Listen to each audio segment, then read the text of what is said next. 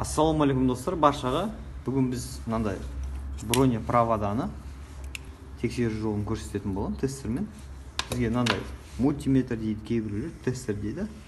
Мына жерде 200 килоом, 2 килоом деген, бұл килоом деген бізде кедергі бойы есептеледі. Негізгі номиналы 3,5-нан 10 килоомға дейін допустимо. Одан төмен немесе азы уже нерабочий деген сөз. Біріншісінен бастайық. Міне екі басы бар, шүктің екі аяғы бар. Осы шүктің бір аяғын мынаған, екінші аяғын мынаған тығатын боламыз.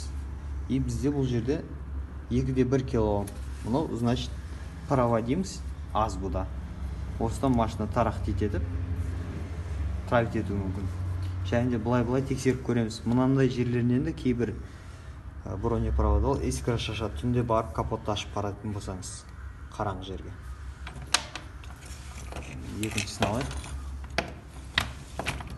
Екінші шүкті тығамыз. Екінші басы.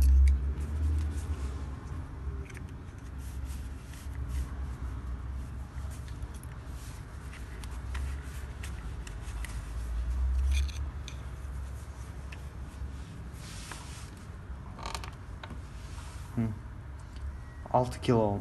Бұл рабочий, пока нормальный бронепровода ол есептелінеді. 6 килоом.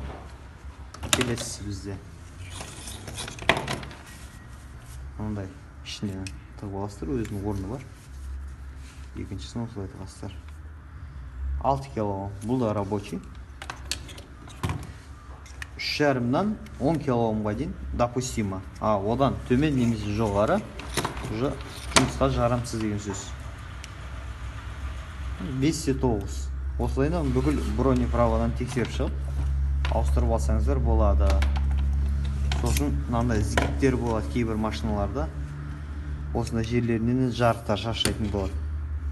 Көрдіңіздер ме? Мынау езіліп кеткен мына жер.